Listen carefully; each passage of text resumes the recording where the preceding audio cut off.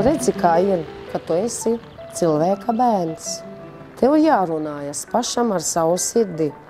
Citu reizi tā sāk zviegt kā zirgs, un ko vari tu? Nekā. Tu nevari visu viņu piebāzt ar auzām vai zāli un pateikt, esi tagad paēdusi un klusē. Nekā.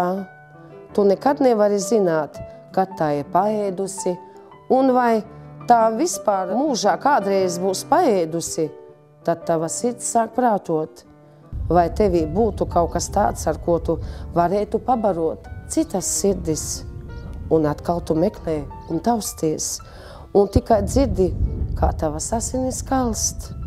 Tad tu beidzot sāc runāt ar Dievu, vai vismaz tu domā, ka jāparunā ar pašu Dievu par visu, ko tu pats te nevari ne zināt, ne saprast.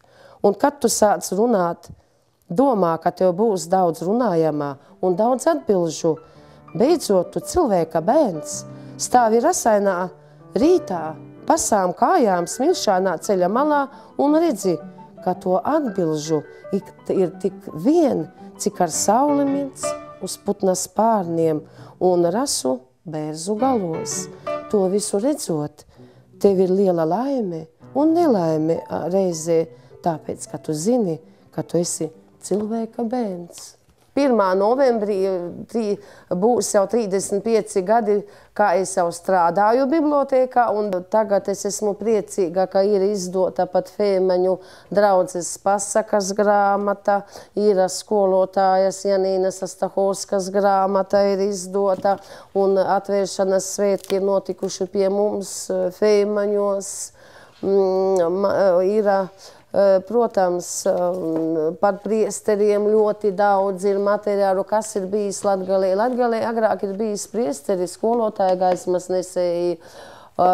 Tagad, laikam, bibliotekās ir vairāk visu to vāc un pasniedz arī. Latgales jau tās visas tradīcijas man ļoti patīk, un to laiku tradīcijas viss ir klīdzēja cilvēka bērns. Tas ir manas mammas jaunība, viss tas, tā ir Latgalē. Sevī viss man jāatrod. Es savs uzraugs, es savs vagars, es savs priekis, gaisma, aka. Sevī viss man jāatrod un jāatdod. Jā, bet kas tad galu galā man no dzīves pašai paliks? Labākais no labākā apziņa, ka ir ko dot. Tas ir Ārijas Elksnes dzejolis, sevī viss man jāatrod. Kurai sievietei nepatīk Ārija Elksne?